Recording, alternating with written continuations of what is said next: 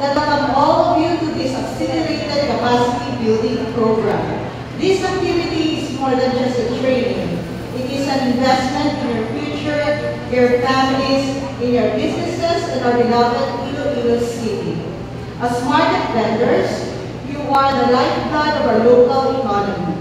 You not only provide goods and services essential to our daily lives, but you also embody the spirit of perseverance, community, and resilience. That is why this program was designed especially for you, to equip you with new knowledge, practical skills, and a deeper understanding of how to adapt and thrive in today's evolving marketplace. We are committed to building stronger, more inclusive, and more sustainable public markets. But that vision cannot be achieved without you.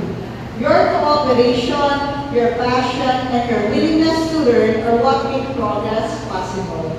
Padayon kita sa pag-uswag not just in business, but in leadership, innovation, and service. Sa atong pagpangabuhi, kabakod sa komunidad ang atong pinaka-importante na kapital.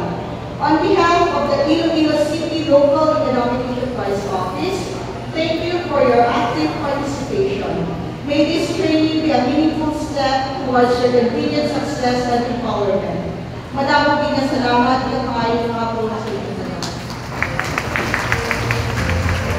Thank you so much, Maria Giselle Casante from the Public Services Officer Corps of the Local Economic